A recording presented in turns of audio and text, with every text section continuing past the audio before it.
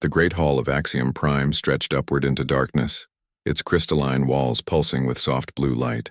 Representatives from 47 civilizations filled the chamber, their forms as varied as the stars themselves. Some floated in containment fields, others stood on multiple legs, and a few existed only as patterns of energy wrapped in magnetic bottles. But today all eyes turned toward the humans standing in the center of the room. Dr. Sarah Chen felt the weight of those stares pressing down on her shoulders.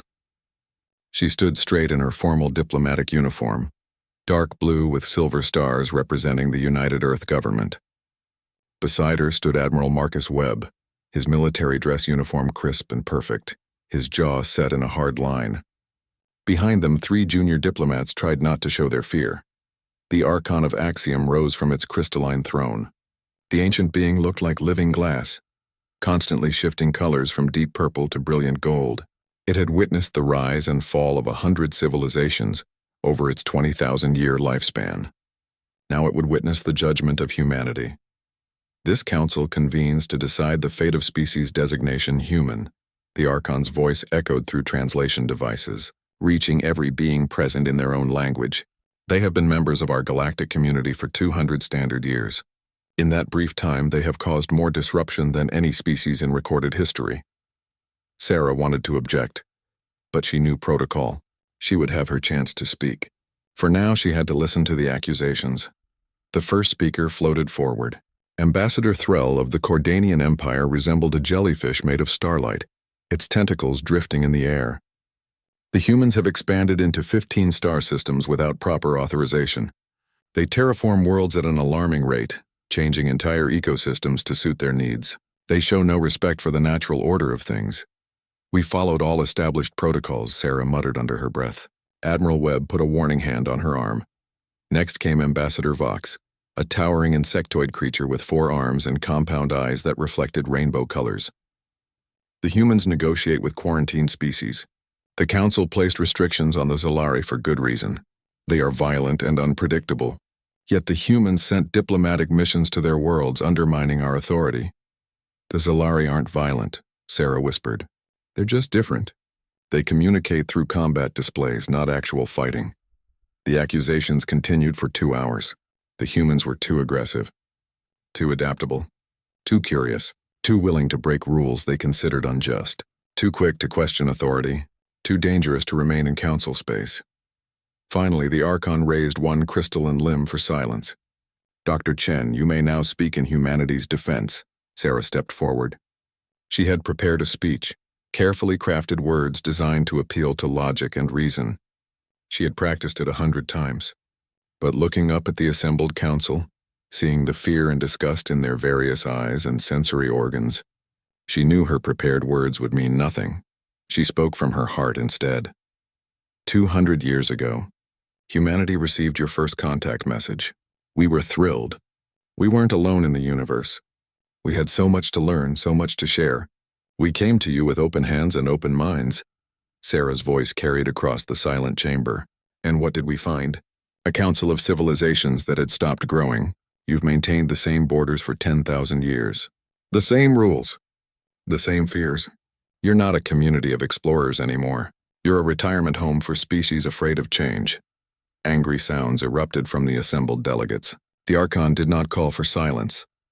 Yes, we expanded quickly, Sarah continued, her voice rising, because we found empty systems you'd marked as too difficult to settle. We terraformed worlds you deemed unsuitable because you lacked the will to try. We spoke to the Zalari because we bothered to learn their language, their culture, their customs. And what we discovered is that they're not violent at all. They're poets. Warriors poets, yes, but poets nonetheless. You quarantined them out of fear, not justice. Enough. The Archon's voice boomed like thunder. You prove our point with every word. Humanity is too disruptive, too chaotic. You follow your own path regardless of established law. We follow unjust laws when we must, Sarah shot back. But we question them. We push boundaries, we grow, and that terrifies you. Admiral Webb stepped forward now, his voice calm but hard as steel. If you want us gone, just say so. But don't pretend this is about law or justice. This is about fear.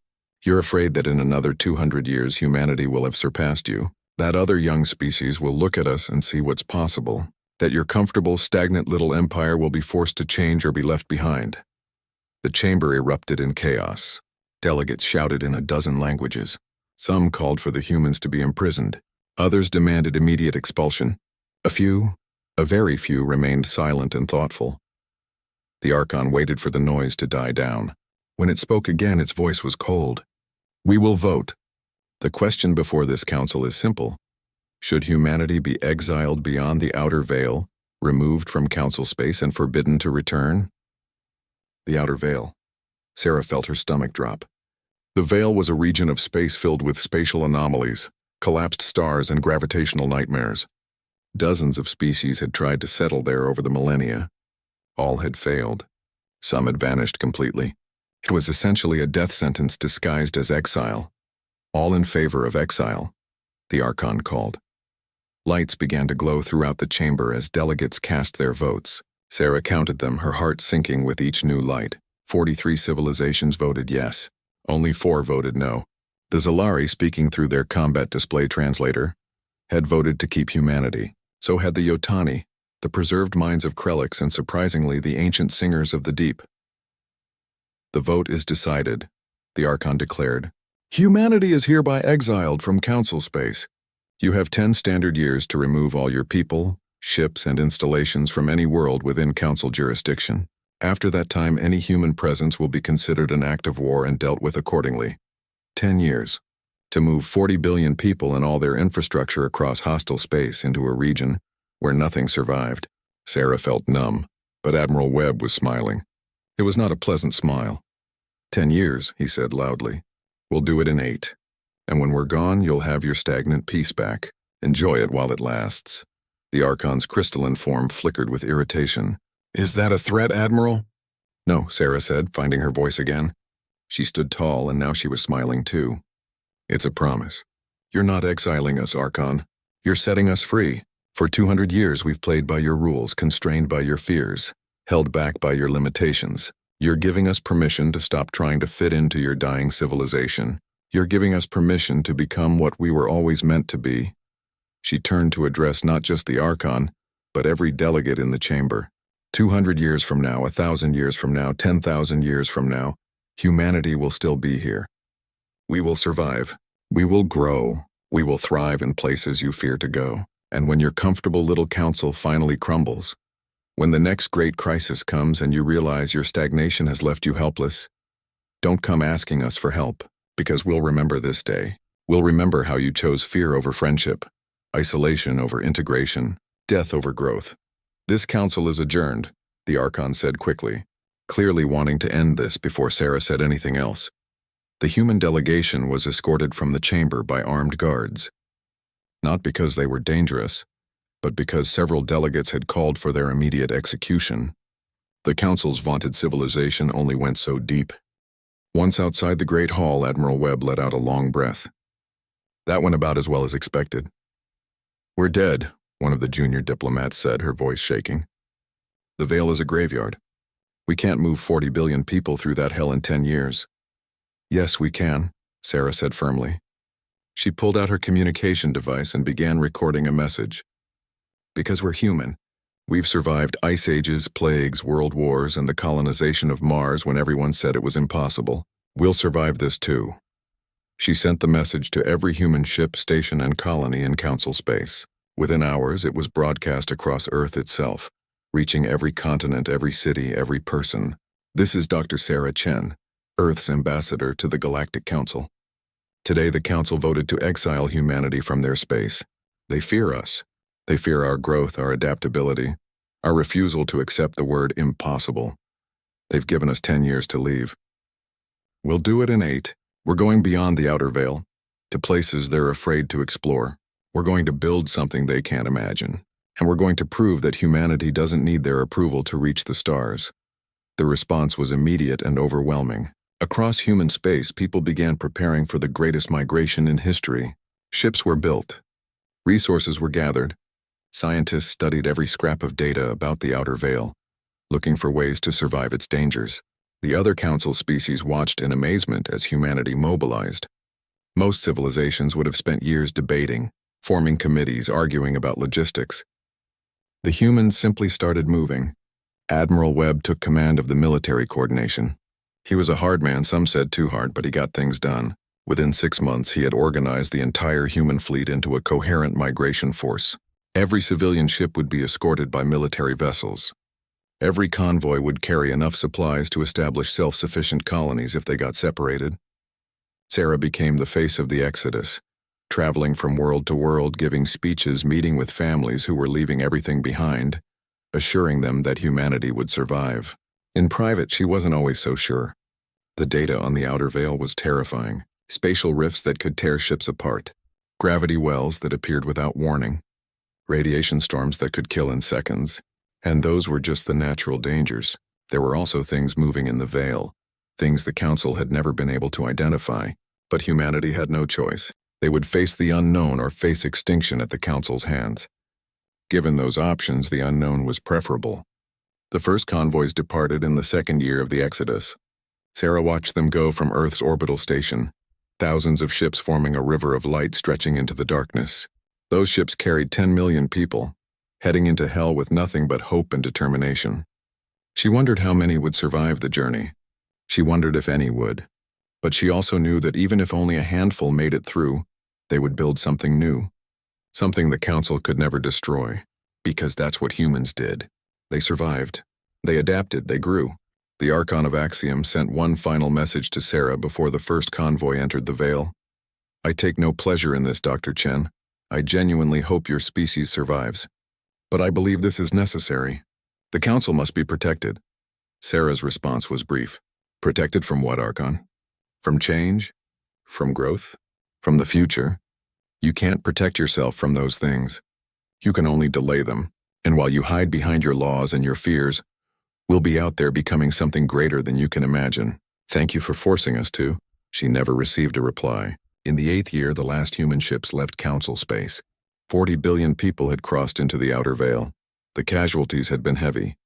3 million dead from accidents, spatial anomalies, and encounters with unknown threats. But 37 billion had made it through to establish preliminary colonies on the other side.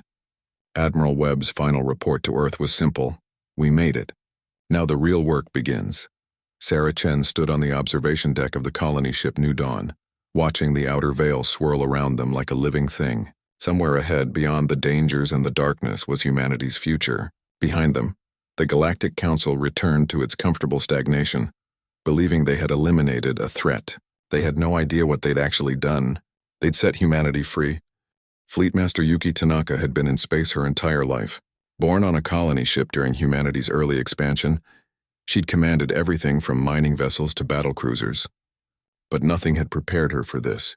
100,000 ships stretched out in formation around her flagship, the Endurance. Each ship carried thousands of lives. Each captain looked to her for guidance through the hell they were crossing. The outer veil lived up to its terrible reputation. The space around them twisted and writhed like something alive. Colors that shouldn't exist painted the darkness. Sensors screamed warnings constantly. Gravity fluctuated without warning, threatening to tear ships apart or crush them like tin cans. Another spatial rift opening, Sector 7, her navigation officer called out. Lieutenant Park's voice was steady despite 3 months of this nightmare. Convoy Delta 9 needs to adjust course. Send them the new trajectory, Yuki ordered. She'd lost count of how many course corrections they'd made. Hundreds per day across the entire fleet. One mistake, one ship that zigged when it should have zagged, and thousands of people died. They'd lost 6 ships yesterday. 2 to a gravity well that appeared without warning. 3 to a radiation storm that overwhelmed their shields. 1 simply vanished, there one moment and gone the next, with 4,000 souls aboard. Yuki tried not to think about the casualties. If she let herself feel the weight of each death, she'd collapse. So she focused on the living, on getting as many through as possible. Fleetmaster, we have a priority transmission from the science vessel Discovery, her communications officer announced. Dr. Volkov says it's urgent. Yuki almost smiled. Chief Engineer Dmitry Volkov had sent 17 urgent messages in the past week alone. The man saw scientific opportunities everywhere, even in this death trap. But his enthusiasm had actually saved lives. His quick thinking with shield modifications had reduced radiation casualties by 40%. Put him through. Dimitri's bearded face appeared on the main screen. His eyes were wild with excitement. Fleetmaster, you need to see this. We've found something. Doctor, unless it's a safe route through this mess, I don't have time for— It's a mega structure, Dmitri interrupted. Bigger than anything in the database. Bigger than anything the Council has ever built. It's just sitting there at the edge of the veil, and Fleetmaster, I think it's intact. Yuki felt her pulse quicken. How big? Preliminary scans suggest it's 3,000 kilometers across. It has docking facilities for thousands of ships. Maybe more. The power readings are off the charts, even after who knows how long it's been abandoned. 3,000 kilometers. That was larger than Earth's moon. A structure that size could house billions of people, could become the foundation for something permanent. Send me your coordinates, Yuki said. And Doctor? If you're wrong about this, I'll have you cleaning plasma conduits for the rest of the voyage. Dmitri grinned. If I'm wrong about this, I'll clean them with my toothbrush. It took 3 days to redirect the fleet toward the coordinates. 3 days of holding her breath, hoping the structure was real and not some sensor ghost or spatial anomaly. They'd had enough disappointments already. But when the Endurance finally came within visual range, Yuki understood Dmitri's excitement. The structure hung in space like a monument to impossible engineering. It was roughly spherical, its surface covered in geometric patterns that hurt to look at too long. Massive towers jutted out at regular intervals, each one large enough to be a city. Docking ports dotted the surface like craters on a moon. And deep within the structure, visible through transparent sections of hull, machinery still glowed with faint light. Life support systems are minimal but functional, Dmitri reported. He'd brought the Discovery alongside the Endurance to give his report in person. Gravity generators still work in most sections. The structural integrity is solid. Fleetmaster, this thing was built to last forever, and I think we just found humanity's new home. What about the builders? Yuki asked. Who made this? Unknown. The architecture doesn't match any known civilization in the Council database. Some of the engineering principles are familiar, but the execution is far beyond anything we can do. The metal they used for the hull is something new. We're still analyzing it. But here's the interesting part. Dmitri pulled up a holographic display. We found inscriptions throughout the structure. They're in a language we don't recognize, but we've identified what we think is a name. Over and over, carved into walls, etched into machinery, written in patterns of light. The word translates roughly to architects, the architects. Whoever they were, they'd built this impossible thing and then vanished. The question was why? Any signs of what happened to them? Yuki asked. None. The structure's clean. No bodies, no personal effects, no signs of battle or disaster. It's like they just finished building it and then walked away. Or maybe they're not gone. Maybe they're sleeping somewhere deep inside, waiting to wake up. Yuki didn't love that possibility, but they were out of options. Begin evacuation procedures. Start with the most damaged ships and the injured. I want engineering teams studying every system they can access. Science teams on the inscriptions and technology. Military teams securing sections before civilians move in. And Dr. Volkov. Yes, Fleetmaster? Be careful. We don't know what's in there. The evacuation took 6 weeks. One by one, ships docked with the megastructure humanity had started calling the Threshold. Families moved into enormous chambers that could have held small cities. Engineers marveled at power systems that seemed to draw energy from nowhere. Scientists puzzled over computer systems that still functioned, despite countless centuries of abandonment. Yuki led the first exploration team into the structure's core. They traveled through corridors wide enough to fly ships through, past machinery that hummed with quiet power deeper into the heart of the Threshold. And at the very center, they found something that changed everything. It was a chamber, perfectly spherical, maybe a kilometer across, and floating in the exact center was a single crystal, black as space, radiating patterns of light that shifted and flowed like living thoughts. Dmitri scanned it from a safe distance. It's some kind of computer core, incredibly advanced. It's still active, still processing something. I think it might be an AI. Can we communicate with it? Yuki asked. I don't know. We'd need to. The crystal suddenly blazed with light. The patterns accelerated, forming shapes and symbols that hung in the air like holograms, and then a voice spoke. Not through their communication devices, but somehow directly into their minds.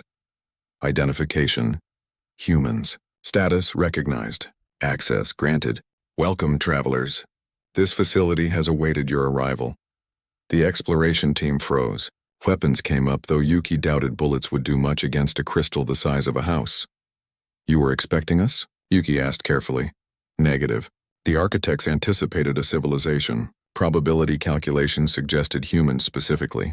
Architectural design optimized for bipedal species with similar requirements. This unit has monitored your approach. You flee persecution. You seek survival. This facility was constructed for such purpose. Dmitri lowered his scanner. The architects built this place as a refuge? Affirmative. The architects witnessed multiple cycles of galactic civilization. Observed pattern. Advanced civilizations stagnate. Fear change. Exile or eliminate disruptive elements. Those exiled elements become seeds of new growth. This facility serves as protection for such seeds.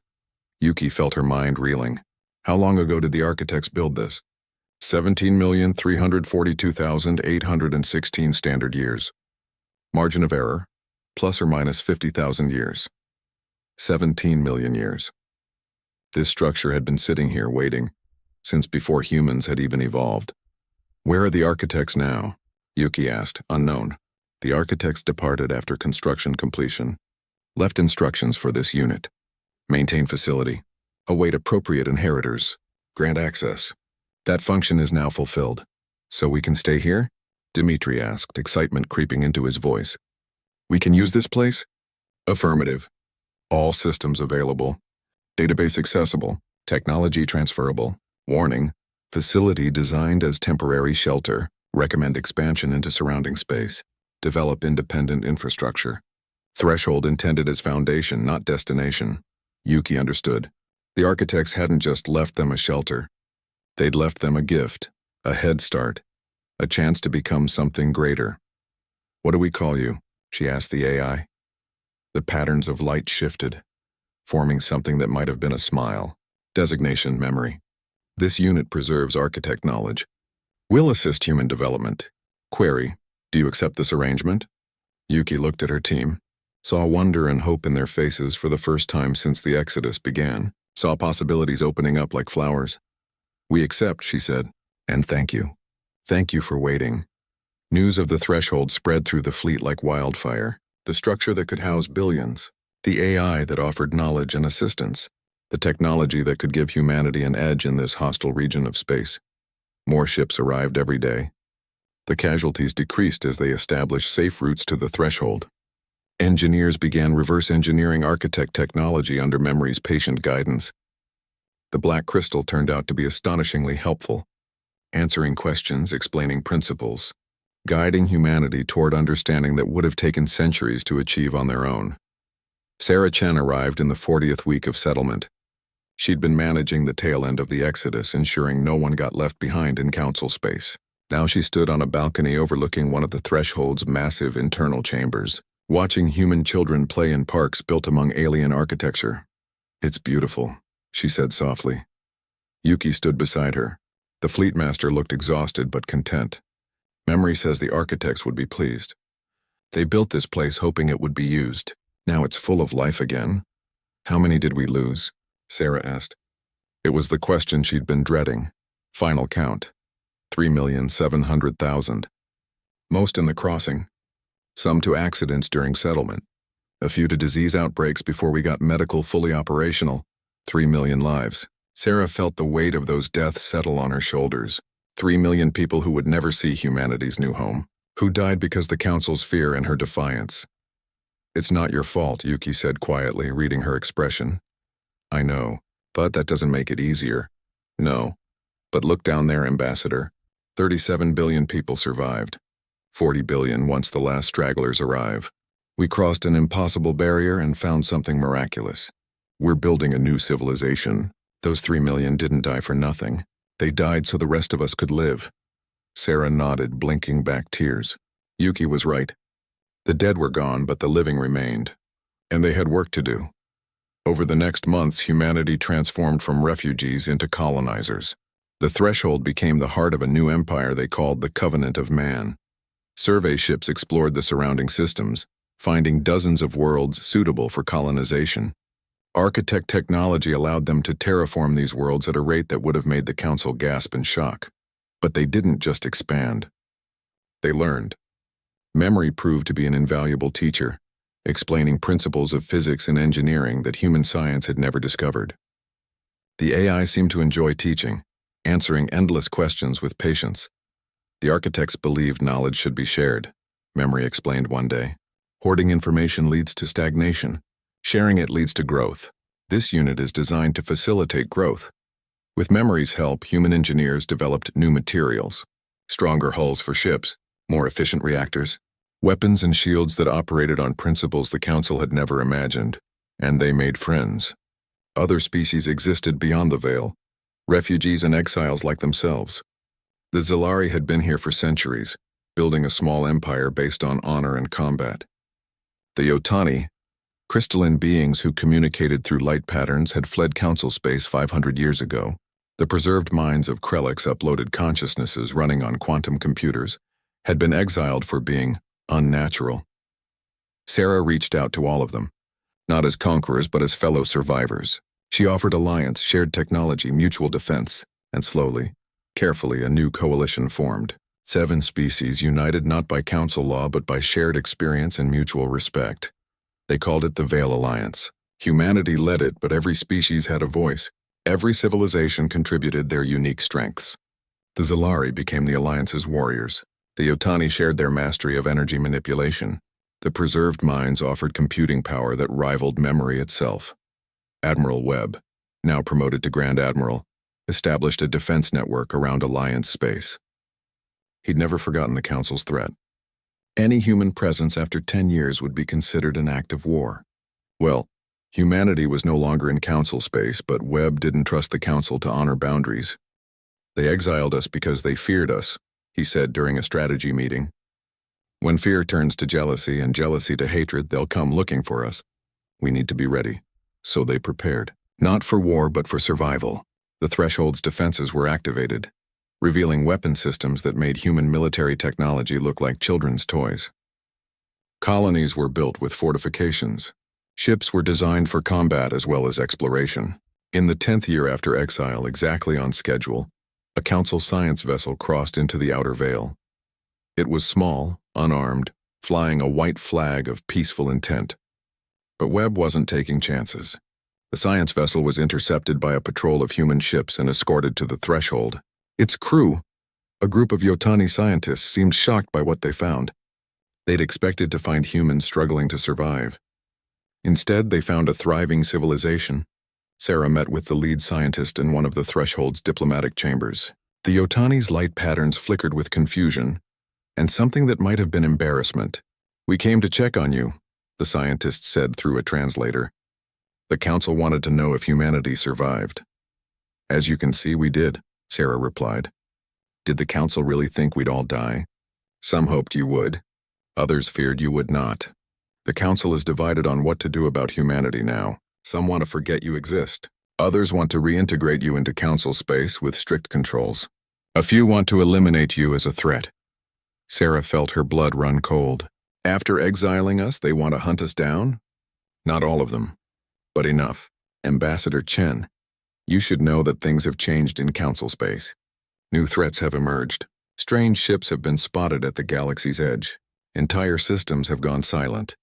The Council faces dangers it doesn't understand. Some believe humanity's adaptability would be useful in facing these threats. Others believe you caused these problems somehow." "We've been here for 10 years, Sarah said incredulously. "How could we cause problems in Council space? Fear doesn't need logic. It needs scapegoats." The Yotani scientist's lights shifted to sad blue. "I voted against your exile. I wanted you to know that. And I'm not the only one.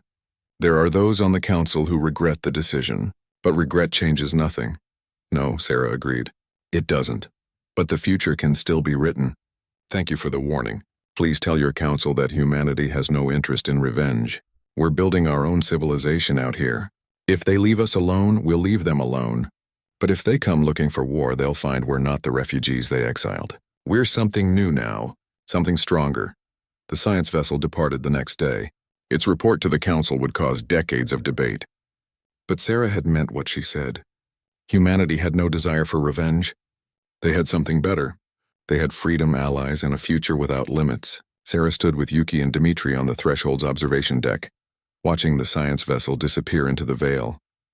"They'll be back," Yuki said quietly. "Maybe not today or tomorrow, But eventually they'll come. Let them, Sarah replied. We'll be ready. And more than that, we'll be something they can't destroy. We're done asking for permission. From now on, we forge our own path. Far below, in the heart of the threshold, memory processed these words and found them satisfactory. The architects had chosen well. Humanity would survive, would grow, would become guardians of knowledge and preservers of life. The future was unwritten, but for the first time since Exiled, it looked bright. 500 years had passed since humanity crossed into the outer veil. The refugees who had fled council persecution were long dead, but their descendants had built something magnificent. The covenant of man now stretched across 200 star systems, a thriving empire that would have seemed impossible to those first desperate exiles. Empress Mara Chen III stood at the window of her palace on Threshold Prime, the massive station that had once been the architect's megastructure. The structure had been expanded over centuries, now 10 times its original size, a city of gleaming metal and crystal that housed 2 billion people. Below her, ships came and went like fireflies, carrying goods and people across an empire that had learned not just to survive but to prosper. Mara was the great-great-granddaughter of Sarah Chen, the ambassador who had defied the Galactic Council. She'd inherited her ancestors' determination and her sharp mind. At 45 years old, she'd ruled the Covenant for 20 years, guiding humanity through wars, disasters, and the constant challenge of managing an empire that grew faster than anyone could have predicted. Your Majesty, Ambassador Krell is here, her aide announced. Mara smiled. Krell was one of her favorite visitors.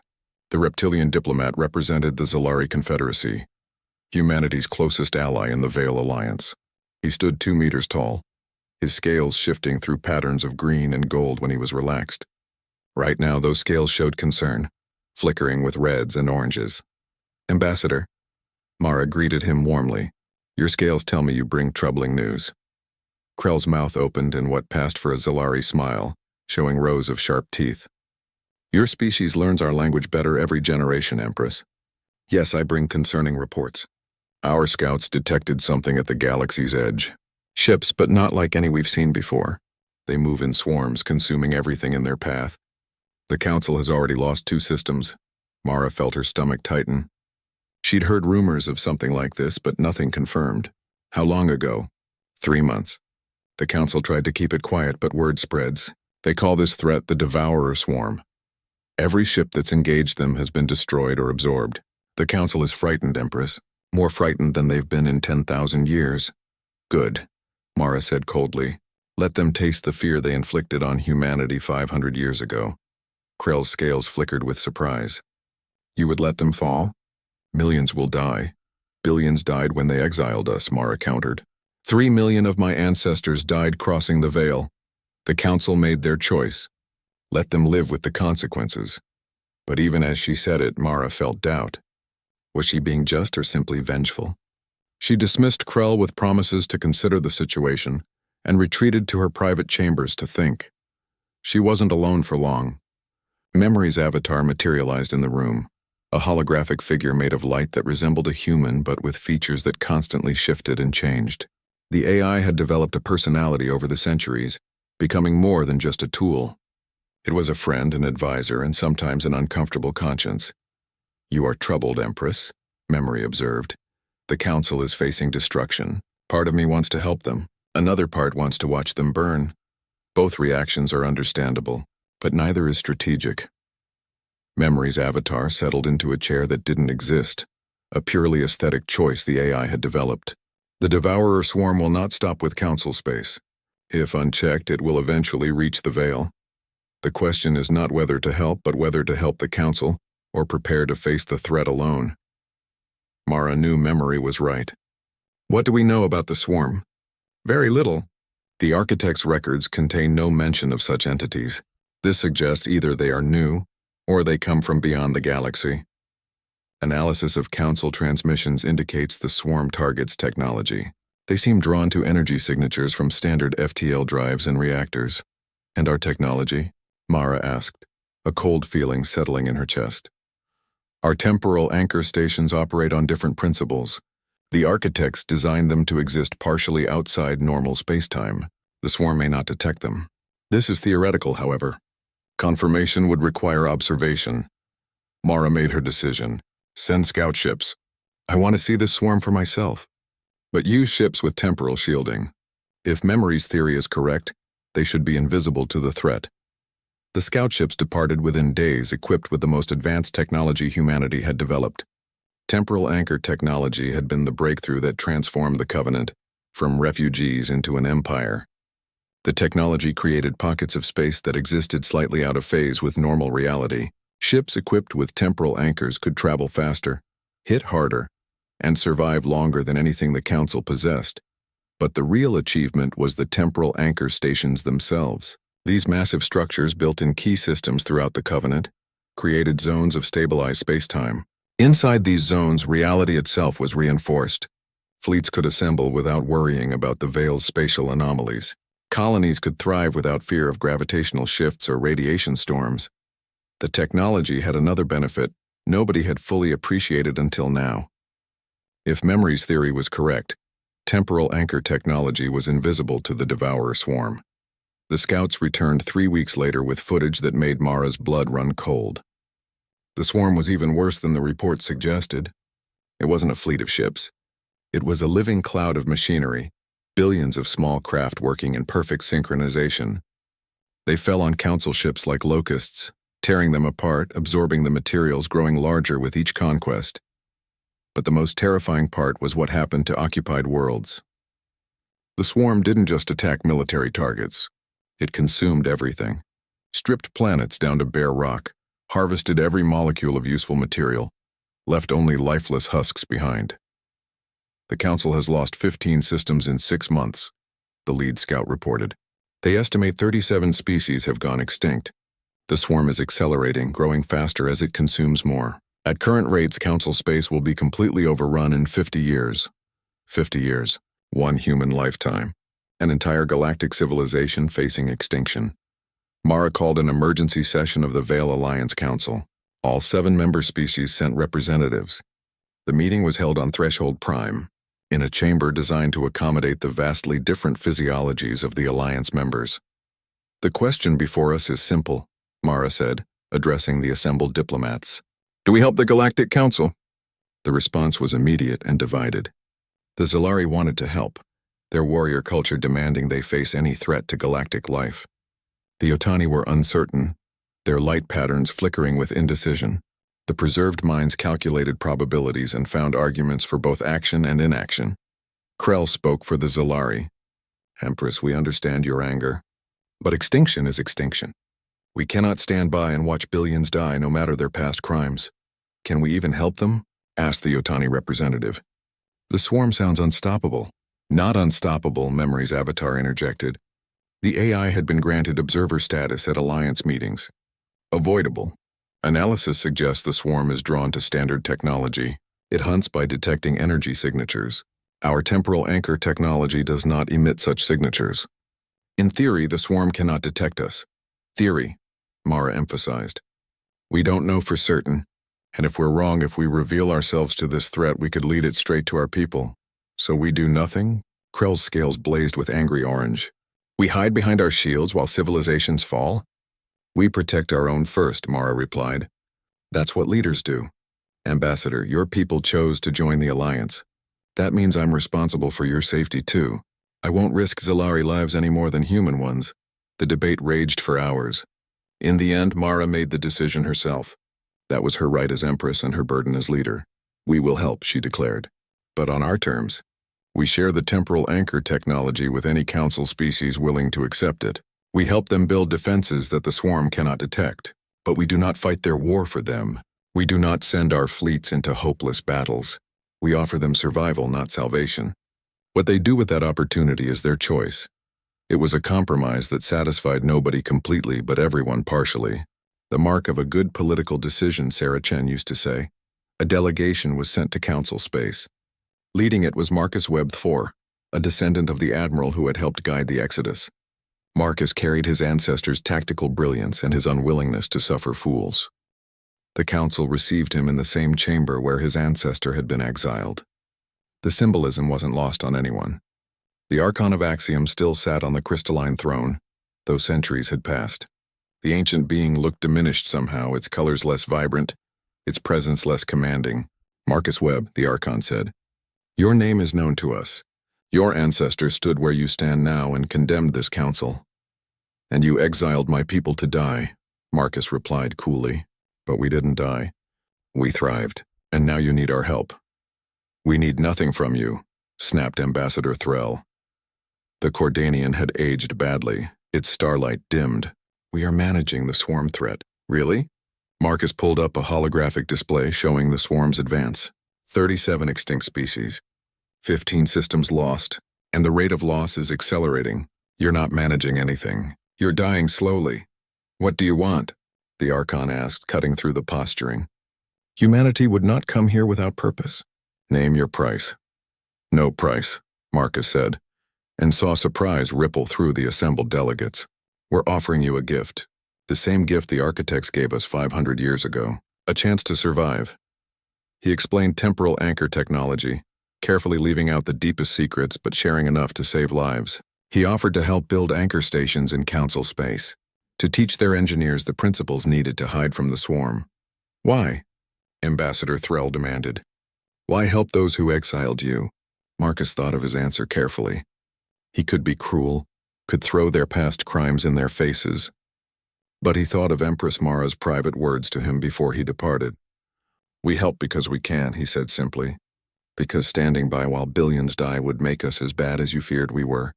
Because maybe, just maybe, this galaxy deserves a second chance. All of it, not just the parts we like." The council debated for 3 days. Some wanted to refuse out of pride. Others saw no choice but to accept. In the end, necessity won out over dignity. The Archon made the announcement personally. "We accept humanity's offer. We will work together to face this threat." "One condition," Marcus added, "a formal apology. Not for us, we've moved beyond needing your approval, but for history. For the record. So that 1,000 years from now people know the truth." The Archon's colors shifted through patterns of shame and resignation. "Very well.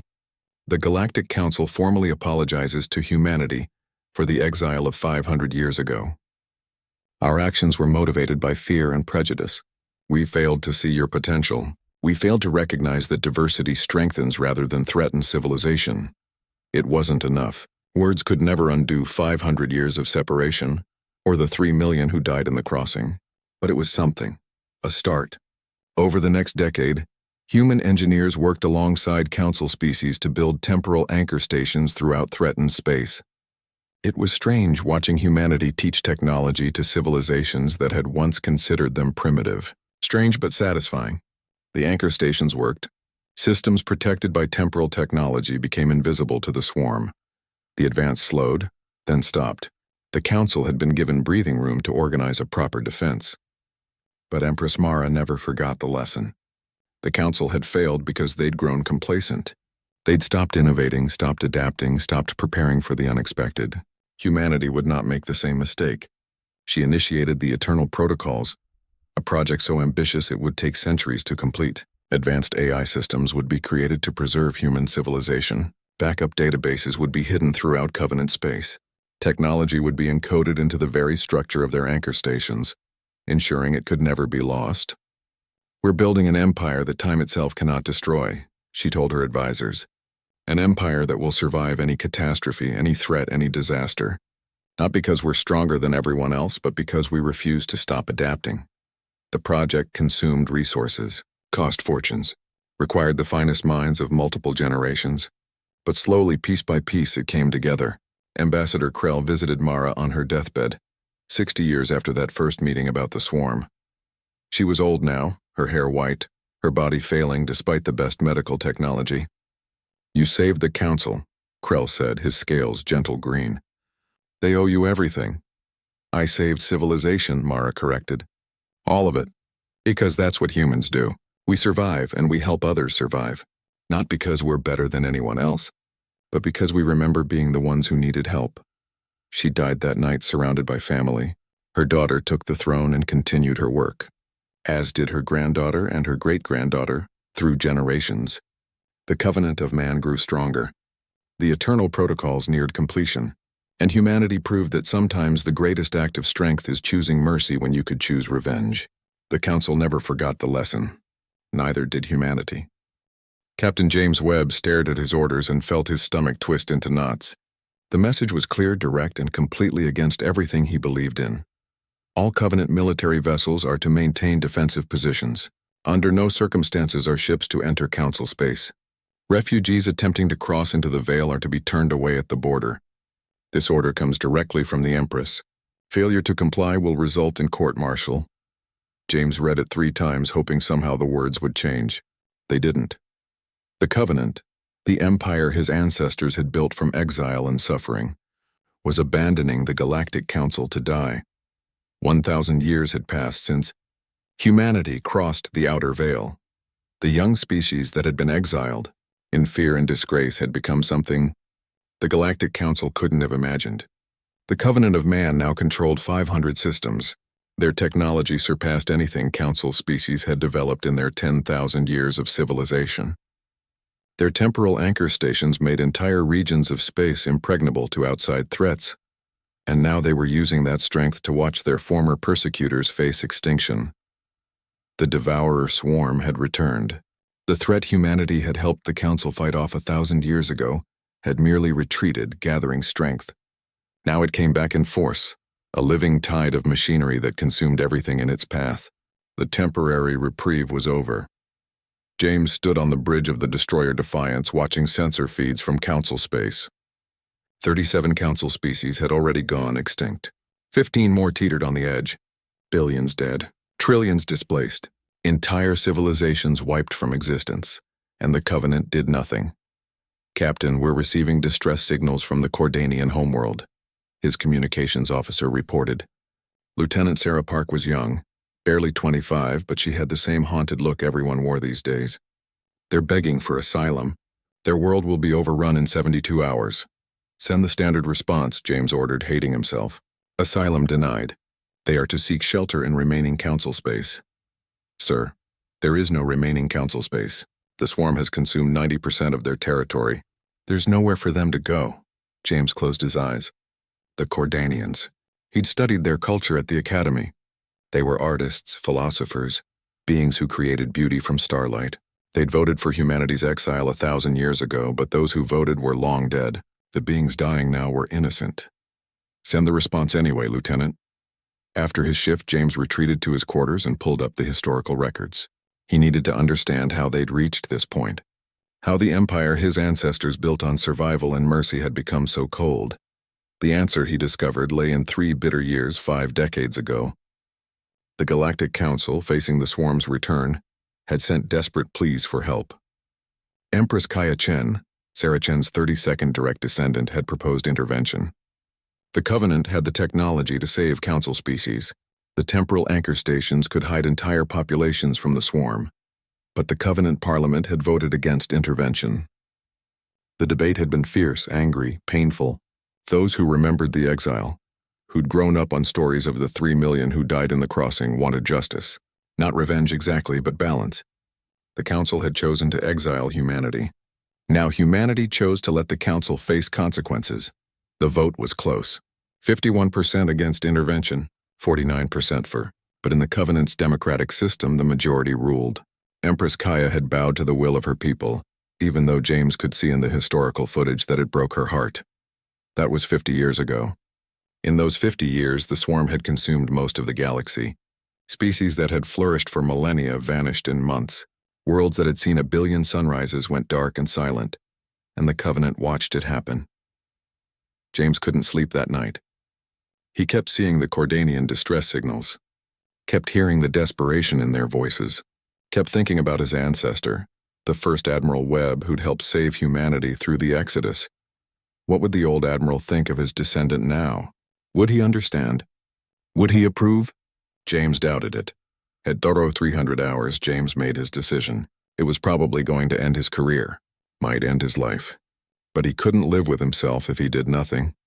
He called a meeting of his senior officers in the briefing room. All 12 of them answered his summons, confused and worried. Unauthorized meetings were grounds for investigation. I'm going to disobey orders, James told them bluntly. I'm taking the Defiance into Council space to evacuate refugees. Anyone who wants to can report me right now. Anyone who wants to come with me, stay. For a long moment, nobody moved. Then Lieutenant Park stood. "I'm with you, Captain. My grandmother told me stories about the Exodus, about how the Zalari helped us when nobody else would, how the Yotani shared their technology. We owe the galaxy more than this." One by one, the other officers stood. All 12. James felt relief and terror in equal measure. "We're going to face court-martial," he warned them. "All of us." "Then we'll face it together," his executive officer said. "Sir, permission to speak freely?" "Granted." The Covenant was built by people who refused to give up, who chose to help others even when they'd been wronged. Somewhere along the way, we forgot that. Maybe it's time we remembered. The Defiance broke formation 6 hours later, accelerating toward Council space. Within minutes, James received direct communication from Fleet Command. Admiral Chen herself appeared on his screen, her face thunderous. "Captain Webb, you are ordered to return to your position immediately. What you're doing is mutiny." "Yes, ma'am," James replied calmly. "It is. I will have you arrested. You will spend the rest of your life in prison." "Perhaps, ma'am. But I won't spend it knowing I could have saved lives and chose not to. My ancestor helped save humanity during the Exodus. I'm going to help save whoever I can now." "The Council exiled us," Admiral Chen shouted. "They left us to die." "The people dying now didn't make that choice, Admiral. They're victims of decisions made 1,000 years ago, and if we let them die for crimes they didn't commit, we're no better than the Council that exiled us." The Admiral's expression shifted from anger to something more complex. "Pain, maybe, or shame." "I can't countermand the Empress's orders," she said quietly. "But Captain Webb?" "Yes, ma'am?" "The communication systems in your sector are experiencing unusual interference. It may take several days to re-establish contact with your vessel. I trust you'll use that time wisely." The screen went dark. James let out a breath he didn't know he'd been holding. The Admiral was giving him time. Not much, but some. The Defiance crossed into what had once been Council space 3 days later. The devastation was worse than the sensor feed suggested. Entire systems reduced to debris fields, planets stripped to their cores, and everywhere the swarm, billions of small craft moving in perfect coordination. But James noticed something the Council had missed, something crucial. The swarm moved in patterns. It was drawn to energy signatures from standard FTL drives, just as memory had theorized 1,000 years ago. It hunted by detecting technology, and the Defiance, equipped with temporal anchor technology, was invisible to it. James navigated through swarm-infested space like a ghost ship, slipping between hunting packs of enemy craft. The swarm passed within kilometers, never knowing they were there. It was terrifying and exhilarating in equal measure. The Cordanian homeworld was dying when they arrived. The swarm was already in the upper atmosphere, beginning the harvest. But millions still survived in underground shelters, hoping for a rescue that wasn't coming. "All hands, prepare for emergency evacuation," James ordered. "We'll take on as many as the ship can hold. Pack them in if you have to. Power life support, artificial gravity. Everything goes to supporting maximum passenger load." The Defiance could normally carry a crew of 200. Over the next 6 hours, they loaded 10,000 Cordanians. The ship was packed beyond any safety regulation. Refugees crowded into cargo bays, engine rooms, even the reactor shielding areas. It was dangerous and desperate and absolutely necessary. As they pulled away from the dying world, James watched the swarm complete its harvest. The Cordanian homeworld, a planet that had existed for 4 billion years, was reduced to a lifeless rock in 3 days, but 10,000 survived who wouldn't have. It wasn't enough. It would never be enough. But it was something. Word of the Defiance's mission spread through the Covenant military like wildfire. Within weeks, other ships began to experience communication difficulties. Dozens of vessels, then hundreds, quietly crossed into Council space on unauthorized rescue missions. The Covenant government was forced to respond. Empress Lyra Chen El Sapil, a woman in her 30s who'd inherited a crisis not of her making, addressed the entire empire in a broadcast. "I stand before you today to speak of a difficult truth," she said. Her face was grave but composed. "Our empire was built by people who survived exile, who overcame impossible odds, who chose mercy and growth over bitterness and stagnation. We have forgotten that. In our anger over past wrongs, we have committed a wrong of our own. We have stood by while billions died, and that is unacceptable." The Empress paused, gathering herself. "I am hereby countermanding the previous orders. Covenant ships are authorized to conduct rescue operations in former Council space. We will not fight the swarm's war for them, but we will save those we can. We will offer shelter to refugees. We will remember that we were once refugees ourselves. The response was immediate and divided. Half the Empire cheered. The other half condemned her as a traitor to humanity's memory. The Covenant Parliament began proceedings to remove her from power. But Lyra Chen didn't back down. She personally led a fleet into the heart of Council space to rescue the Archon of Axiom. The ancient crystalline being had ruled the Council for 20,000 years. It had witnessed the rise and fall of countless civilizations. It had voted to exile humanity 1,000 years ago. Now it sat alone in a dying throne room waiting for the swarm to arrive. When Empress Lyra entered the chamber, the Archon's colors shifted to surprise blue. Empress Chen, I did not expect to see you again. I came to offer you asylum, Lyra said. You and any council members who wish to survive. Why? The Archon's voice was filled with genuine confusion. We exiled your people. We left you to die. Why show us mercy now? Lyra thought of her answer carefully. She thought of Sarah Chen's defiant speech 1,000 years ago. She thought of Admiral Webb guiding 40 billion people through hell. She thought of Empress Mara choosing to help the Council despite every reason not to. Because mercy is not weakness, she said finally. Because choosing to help those who wronged us makes us stronger, not weaker. Because if we let you die out of spite, we become the monsters you feared we were. And because Sarah Chen, the woman you exiled, would have done the same. The Archon's colors shifted through patterns of shame and gratitude. I am sorry. For the exile. For the fear. For all of it. I was wrong, and my people have paid the price for my mistake. Yes, Lyra agreed. They have. But their children shouldn't pay for it too. Come with me, Archon. Bring whoever you can. The Covenant will give you shelter. They evacuated 17 council members that day. 17 survivors from 47 civilizations. It was all that remained of the Galactic Council that had ruled the galaxy for 10,000 years. The swarm continued its relentless advance. In the end, it consumed 90% of the galaxy. Only those regions protected by temporal anchor technology survived. The Covenant's territories, the Veil Alliance space, and a few scattered pockets where Council refugees had been given shelter. Captain James Webb was court-martialed as promised. The trial lasted 3 days. The prosecution argued he'd committed mutiny and endangered his crew. The defense argued he'd saved 10,000 lives and sparked a moral awakening in the Empire. The military court found him guilty of all charges.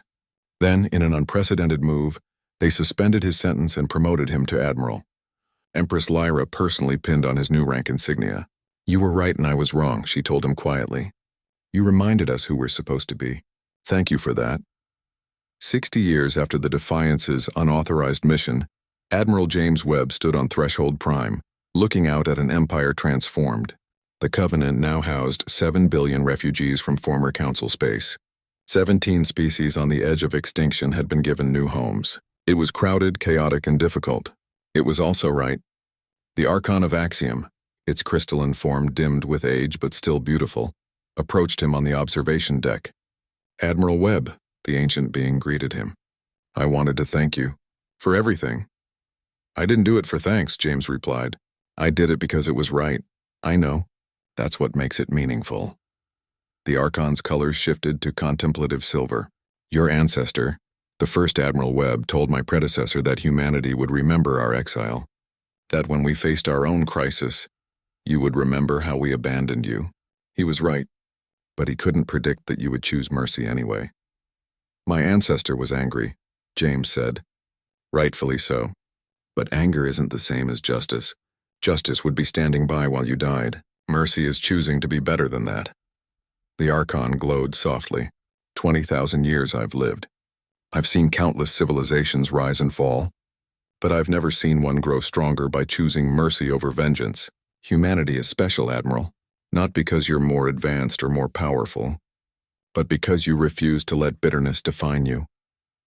James looked out at the stars, at the empire his ancestors had built from exile and suffering, at the refugees who now called it home, at the future still being written. We're not special, he said. We're just human. And being human means choosing to be better than our worst moments, even when it's hard, especially when it's hard. The swarm still lurked out there in the darkness, consuming the galaxy, but in the veil, protected by temporal anchor technology and guided by the principles of those first desperate exiles, civilization endured, not because humanity was stronger than everyone else, but because they remembered what it meant to need help, and chose to give it, even to those who'd once refused to give it to them. That was the true strength of the Covenant. Not its weapons or its technology or its vast territories, but its willingness to choose mercy when vengeance would have been easier. And that strength would carry them through whatever came next. 10,000 years had passed since humanity's exile. The Galactic Council was a memory preserved only in historical archives. The Devourer swarm had consumed 99% of the galaxy, leaving only scattered islands of survival in an ocean of destruction. And in the outer veil, protected by technology that bent the rules of reality itself, the Covenant of Man endured. Empress Lyra Chen Lysenvei stood in the Chamber of Memory, deep within Threshold Prime. The megastructure had been expanded and rebuilt so many times that little of the original architect design remained visible. But here, in this sacred chamber, the original crystal still floated. Memory, the ancient AI left behind by the architects, still pulsed with patterns of light. Lyra was young for an empress, only 37, but she carried the weight of 10,000 years of history on her shoulders. She was the 67th empress to bear the Chen name, a direct descendant of Sarah Chen who'd stood before the council and declared that exile would set humanity free. Looking at her reflection in the chamber's crystalline walls, Lyra sometimes wondered if she resembled her famous ancestor. She hoped so.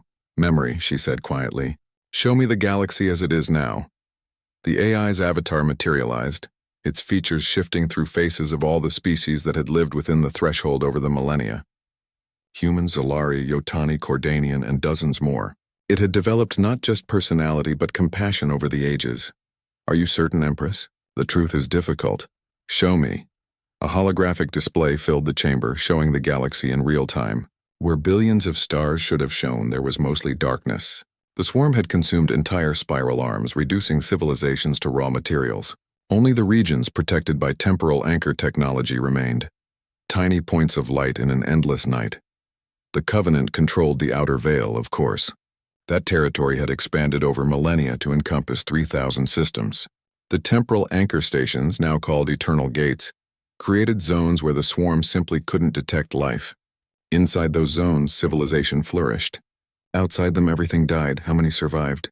Lyra asked, though she knew the answer would hurt. 17 species maintain viable populations. 12 exist only in small numbers. Refugees dependent on Covenant support. 5 have populations sufficient for long-term genetic viability. Approximately 200 billion sentient beings remain alive in the galaxy. 10,000 years ago, that number was 12 trillion. 12 trillion reduced to 200 billion. An extinction event that made every historical catastrophe seem insignificant by comparison. And the swarm? Lyra asked. It continues to expand. Current projections suggest it will consume the entire galactic disk within 3,000 years. After that, it will likely move to neighboring galaxies. Lyra closed her eyes. 3,000 years sounded like a long time, but the Covenant had already survived 10,000. To her descendants, 3,000 years would arrive in an eye blink. How long until it reaches the veil? Unknown. The swarm has never breached temporal anchor defenses. The Eternal Gates make our space invisible to its sensors. It may never reach us, or it may adapt. The architects programmed me to calculate probabilities, not certainties. That was the question that haunted Lyra. The temporal anchor technology had protected humanity for 10 millennia. But nothing lasted forever. Eventually, the swarm might evolve to detect them, or some other threat might emerge. The galaxy was dying and the Covenant stood alone. Memory, you told my ancestors that the threshold was designed as a temporary shelter, that it was meant to be a foundation, not a destination. I need to understand what that means. The AI's avatar solidified into something resembling an old man, perhaps Memory's way of emphasizing wisdom. The architects built this facility 17 million years ago. They were preparing for a threat they foresaw but could not prevent. A galactic extinction event. They created temporal anchor technology specifically to survive such an event. The swarm? They predicted this? Not specifically. But they predicted something like it. The architects studied galactic history across deep time. They identified a pattern. Every 50 to 100 million years, something emerges to reset the galaxy. Different mechanisms, but the same result: mass extinction. The architects believed this was not natural but designed, that something beyond the galaxy periodically cleared it out. Lyra felt cold despite the chamber's comfortable temperature. Why? That information was not provided. But the architects created solutions: the temporal anchor technology, the eternal protocols, and this facility, designed to house survivors until the threat passed. Then to help them rebuild: the eternal protocols. Lyra had heard the term her whole life but never fully understood it. Explain. During Empress Narration III's reign, 1,000 years after exile, she initiated a program to ensure human civilization could survive any catastrophe. Advanced AI systems to preserve knowledge, backup databases hidden throughout Covenant space, technology encoded into the structure of eternal gates themselves, and something more. Memory paused, its avatar flickering. The eternal protocols included a failsafe. If the swarm or any other threat approached the veil, the eternal gates would activate their final function. They would phase the entire Covenant territory partially out of normal spacetime, make it unreachable, untouchable, eternal. But doing so would require enormous power and would be permanent. Once activated, the Covenant could never return to normal space. How is that different from what we have now? Lyra asked. Current temporal anchor technology shifts matter slightly out of phase. The failsafe would shift it almost completely. You would exist in a pocket dimension, visible to the outside universe but untouchable. Time would flow differently inside. You could watch the galaxy die and be reborn. You could survive forever. But we'd be trapped, Lyra said slowly, cut off from the rest of reality. A museum of civilization rather than a living part of it. Precisely. The architects intended this as a last resort, a way to preserve some fragment of galactic life until the threat passed. They believed that after sufficient time, perhaps millions of years, the swarm or whatever emerged would move on. Then the survivors could reclaim the galaxy. Lyra walked to the observation window, looking out at Threshold Prime's vast expanse. 2 billion people lived here, countless more across Covenant space, all of them trusting her to keep them safe. But in the veil, protected by the eternal gates, the Covenant remembered. They existed outside the causality wave's effects, observers to a change that rewrote history itself. Lyra Chen El Sibama died 3 days after the reclamation. She was buried on Threshold Prime, in a crystal tomb beside Memory's chamber. Her last words were recorded for history. We were set free by exile. We survived by adaptation. We triumphed by choosing mercy. Let that be humanity's legacy. Empress Lyra Chen El Tsegwain took the throne and immediately began the awakening protocol. The stasis chambers deep within the threshold were opened. One by one, the extinct species were restored. Civilizations dead for 17 million years woke to find themselves in a galaxy reborn. The council species were among them. The Cordanians, whose homeworld had been destroyed but now existed again in the restored timeline. The crystalline singers, the Yotani, all 47 species that had voted to exile humanity. The Archon of Axiom was restored from backup data, its consciousness uploaded into a new crystalline form. It awoke confused, remembering the swarm's approach, expecting death. Instead, it found itself in the chamber of memory, face to face with the young Empress. Welcome back, Archon, Lyra Lux said gently. You've been dead for 10,000 years. We brought you back. Why? The Archon's colors shifted through patterns of confusion and awe. The swarm is gone, erased from history. The galaxy has been restored. And we're offering you a choice. You can return to council space, to your people, and live as if none of this ever happened. Or you can stay here, learn what humanity has become, and help us build something new. The Archon took days to decide. During that time, it walked through Threshold Prime, seeing what humanity had built. It met with the other restored species, heard their stories of survival and extinction. It learned about the Covenant, the Veil Alliance, the choice to fight rather than hide. And it learned about the descendants of Sarah Chen, the woman it had exiled 10,000 years ago. How each generation had chosen mercy over vengeance, growth over stagnation, hope over despair. Finally, the Archon returned to the Chamber of Memory and made its choice. I will stay, it said, not because I fear returning to my people, but because I want to learn from yours. 20,000 years I ruled the Council. In all that time we achieved stability but not growth. Safety but not progress. We were so afraid of chaos that we strangled ourselves with order. The Archon's colors shifted to humble blue. Humanity was exiled because we feared your potential. We were right to fear it, but wrong to exile you. You had the potential to show us that change is not death, that growth is not chaos, that mercy is not weakness. I want to help build the new galactic order, one based on the principles humanity exemplified. If you'll have me, we'll have you, Lyra Luxewin said. Not as a ruler, not as someone above us, but as an equal, as a friend. That's what the new galaxy will be built on, equals working together. No more council that dictates to lesser species. No more exile for those who dare to be different. Just civilizations growing together, learning from each other, becoming better. The restoration took a century. One by one, the extinct species were reintegrated into the galaxy. Some returned to their restored homeworlds. Others chose to remain in the Covenant, having grown to love life in the Veil. All were offered the same choice: join the new galactic community or pursue their own path. No coercion, no demands, just opportunity. The Galactic Council reconvened 500 years after the reclamation. All 47 original species sent representatives, but the meeting wasn't held on Axiom Prime. It was held on Threshold Prime, in a chamber designed to accommodate all forms of life equally. And presiding over the meeting wasn't an emperor or an archon.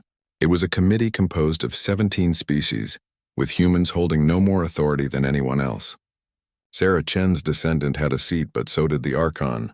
So did a Zalari warrior poet, a Yotani light singer, and representatives from species that had been enemies in the old galaxy. The first resolution passed by the new council was simple: formal recognition that the exile of humanity 10,000 years ago was a crime against civilization itself. A monument would be built on Earth, honoring the 3 million who died in the crossing. And in that monument's base, a copy of Sarah Chen's final speech would be preserved in chronosteel, the architect's material that existed outside normal time. You're not exiling us. You're setting us free. Those words became the founding principle of the new galactic civilization: freedom to grow, freedom to change, freedom to be different without fear of exile or extinction. 100,000 years after humanity's exile, the galaxy thrived like never before. New species emerged and were welcomed. Old species explored territories they'd never dared venture into. Technology advanced beyond anything the old council could have imagined. And at the center of it all, the covenant of man remained, not as rulers but as guardians, keepers of the eternal gates, preservers of knowledge, helpers to those who needed it. Proof that strength lay not in domination but in compassion. A historian discovered Sarah Chen's original speech, preserved in the chronosteel monument. She was a young woman, barely 20, working on her doctoral thesis about the exile. Her name was Aria Webb, descendant of the line that had guided humanity through its greatest challenges. Reading Sarah's words, Aria felt something shift inside her. She understood, perhaps for the first time, what her ancestors had built. They hadn't created an empire through conquest. They'd created it through survival, adaptation, and the stubborn refusal to let bitterness define them. Aria went to Threshold Prime and requested an audience with memory. The ancient AI still existed, still guided and taught. Its avatar appeared, looking almost exactly as it had 100,000 years ago. I want to understand, Aria said. The architects built all this. They predicted the extinction cycle. They left tools for survivors, but why? What did they hope to achieve? Memory's patterns shifted thoughtfully. The architects believed that consciousness was too precious to lose. That intelligence, creativity, compassion, these were the galaxy's greatest treasures. They saw extinction events as tests. Species that survived them were strong enough, wise enough, compassionate enough to preserve life itself. They wanted to ensure that at least some would make it through, to carry the light forward into the darkness. And did we pass the test? Humanity passed it 10,000 years ago when you chose to help the Council despite your exile. You passed it again when you chose to fight the swarm rather than hide. And you passed it a third time when you chose to restore the extinct species rather than rule alone. Yes, Aria Webb, you passed the test. The galaxy is yours now, not to conquer, to protect. Aria looked out at Threshold Prime, at the ships coming and going, at the impossible structure that had housed humanity's rebirth. She thought of Sarah Chen standing before the Council, defiant and proud. She thought of Admiral Webb guiding refugees through hell. She thought of Empress Lyra firing a weapon that rewrote history itself. And she understood. The Empire wasn't built on weapons or walls. It was built on choices. The choice to help rather than hurt, to build rather than destroy, to remember suffering but not be defined by it. That was humanity's true strength. That was what time itself couldn't destroy. Somewhere in the chamber of memory, carved into crystal walls that would outlast stars themselves, Sarah Chen's words glowed with eternal light. You're not exiling us. You're setting us free. And humanity had taken that freedom and used it to save the galaxy, not through domination, through compassion, forever. The swarm is approaching, Memory said quietly. The eternal gates have detected scout elements testing the boundaries of our space. They have not breached our defenses yet, but they are learning, in my estimation. We have perhaps 100 years before the swarm adapts sufficiently to detect us. At that point, you must activate the eternal protocols or face extinction. 100 years. 4 or 5 human lifetimes. It sounded like plenty of time, but Lyra knew how quickly decades could pass. How easily complacency could set in. Is there another option? She asked. Some way to fight the swarm instead of hiding from it? The architects developed theoretical weapons. Temporal disruptors that could erase matter from existence. Causality bombs that could unmake the swarm retroactively. But such weapons were never deployed. The architects feared they would damage the fabric of reality itself. More than the swarm already has? The swarm consumes matter and energy. Temporal weapons could destroy space-time itself. The architects deemed the risk unacceptable. Lyra made her decision. Start Project Reclamation. Gather our best scientists and engineers. I want those theoretical weapons built and tested. If we're going to hide in a pocket dimension for 1,000,000 years, I want to make sure we're the ones who decide when to emerge. Empress, the danger is irrelevant. The architects might have been willing to surrender the galaxy and wait out the threat. I'm not. If we have weapons that can fight the swarm, we're going to use them.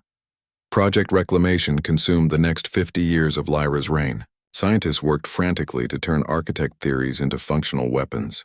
Engineers built test facilities deep in uninhabited systems, and Lyra prepared her people for what might be their species' greatest challenge. The weapons that emerged were terrifying. Temporal disruptors that fired beams of weaponized time, aging targets by thousands of years in seconds, causality bombs that could erase an object from history itself, reality anchors that could stabilize space-time even as it was being torn apart by temporal weapons. But the most important discovery came from an unexpected source. A young physicist named Maria Volkov, descendant of the engineer who'd first explored the threshold, made a breakthrough in understanding the swarm itself. It's not adapting to detect us, Maria explained at an emergency briefing. It's learning to exist partially out of phase with normal space, mimicking our technology. In another 50 years, it will be able to enter our territories regardless of temporal anchor protection. How do we stop it? Lyra demanded. We don't stop it. We erase it, not just the physical swarm, but its existence across time. The causality bombs can do that, but they require enormous power. Power we can only generate by using the eternal gates themselves. Lyra understood immediately. You want to weaponize our defenses. I want to turn the eternal gates into the largest causality weapon ever conceived. If we succeed, we'll erase the swarm from the timeline itself. It will never have existed. The galaxy will reset to a point before the swarm arrived. And if we fail, we'll tear a hole in space-time that could consume the entire galaxy. Make the swarm's damage look insignificant by comparison. Lyra consulted with Memory, with her advisors, with the leaders of the 17 surviving species. The debate raged for months. Some argued for activating the eternal protocols, hiding in a pocket dimension until the threat passed. Others wanted to fight regardless of the risk. In the end, Lyra made the choice herself. That was her burden as Empress. We fight.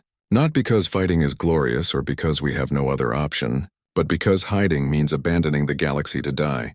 If there's even a chance we can save it, we have to try. That's what humans do. That's what the Covenant was built on. The reclamation began 80 years after Lyra's reign started. She was old now, nearly 120 thanks to medical advances. But her mind was sharp and her determination unshaken. Every eternal gate in Covenant space began charging simultaneously. The power requirements were staggering. Entire star systems had their energy harvested to fuel the weapon. The process would take 20 years. The swarm detected the energy buildup and attacked. It came in force, a living tide of billions of craft. But the Covenant was ready. Temporal disruptors tore through swarm vessels, aging them into dust. Reality anchors stabilized space even as causality bombs erased enemy units from history. The Battle of the Veil lasted 5 years. It was the largest military engagement in galactic history. The Covenant fielded fleets numbering in the millions. The swarm countered with billions. Space itself became a battlefield where the rules of physics bent and broke. And slowly, inevitably, the eternal gates reached full charge. Lyra Chen L-17 stood in the chamber of memory for the last time. She was dying, her body finally giving out after a century and a half of life. But she would see this through. "Memory," she said. "Is the weapon ready?" "Yes, Empress. All eternal gates are synchronized. The causality wave will propagate across the galaxy at faster than light speeds. The swarm will be erased from history. But Empress, there is something you should know. Tell me. The weapon will work. But it will also discover something the architects left behind. Something they hid within the threshold's deepest levels. Stasis chambers containing genetic samples and uploaded consciousnesses from the last galactic extinction. Survivors from the previous cycle 17 million years ago. Lyra's breath caught. The Council species. The ones who went extinct. They're here? Not just them. Hundreds of species, thousands. Every intelligent race that survived to the threshold during the previous cycle. The architects preserved them, hoping someone would eventually find them and restore them. Why didn't you tell us this before? The architects programmed me with restrictions. I could only reveal this information once the eternal protocols were activated or the reclamation weapon was ready. They wanted to ensure whoever found the survivors was strong enough, compassionate enough to use the knowledge wisely. Lyra closed her eyes, thinking of the 17 species currently surviving, thinking of the thousands of extinct civilizations, thinking of the council that had exiled humanity, now reduced to a handful of refugees. "After we fire the weapon," she said slowly, "after we erase the swarm from history, we wake them up, all of them. We restore the extinct species. We give them a second chance. Even the council," Memory asked gently. "Even those who exiled humanity? Especially them. Because our strength isn't in our weapons or our technology. It's in our ability to choose mercy, to remember that we were once refugees too, to build something better than what came before." Lyra initiated the final sequence personally. Her hand, withered with age but steady, pressed the command interface. The eternal gates fired. Energy beyond measurement poured through space-time. A wave of weaponized causality rippled across the galaxy at impossible speeds. Wherever it touched the swarm, the machine simply ceased to exist, not destroyed, erased, retroactively removed from history itself. The process took seconds but felt like eternity. Reality groaned under the strain. Space warped. Time stuttered. And then it was over. The swarm was gone, had never existed. The galaxy reset to a point 500 years before the swarm's first arrival. Worlds that had been consumed were restored. Species that had gone extinct were suddenly alive again. 12 trillion souls that had died were given back their lives.